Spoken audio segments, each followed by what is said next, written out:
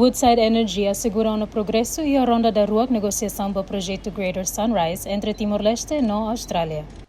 Discussão será focada na finalização do documento-chave tolo, Código de Exploração Petróleo, Acordo para produção no regime tributário, necessário para o desenvolvimento do campo petróleo no gás Greater Sunrise Nian.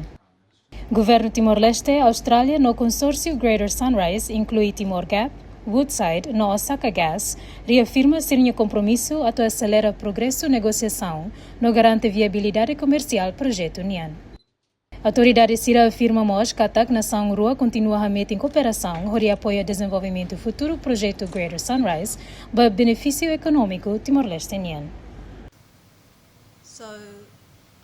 A reunião com Sua Excelência Primeiro-Ministro ainda tinha objetivo primeiro dia agradecer também a oportunidade de participar de Sua Excelência Primeiro-Ministro e o objetivo principal de reunião hoje a introdução Senhor Paulo Sullivan, vice-presidente de Sunrise, para que está presente, e a discussão, né, kami mos atau update on a progress si collaboration agreement, colaboração mesmo e ano pinangkutu asina entre Woodside o Ministério do Petróleo e Timor-Leste.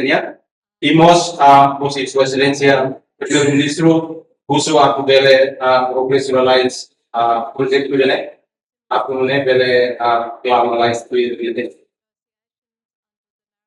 Poin pergunta ko ba bele secretary sama sebelumnya saya actually speaker yang parte teknikalnya pada operasan dari parte teknikalnya ya tinggal barang aula kita boleh sekali kalau proses tender itu sama dengan saya.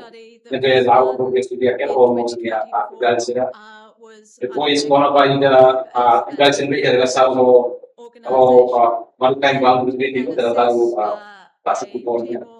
Ne maka dia negosiação será ela. Dia discussão no tema claro dia e parte itu aceita aku balik serviço a muito mais bem dengan yang dia punya bicara greenfields development. So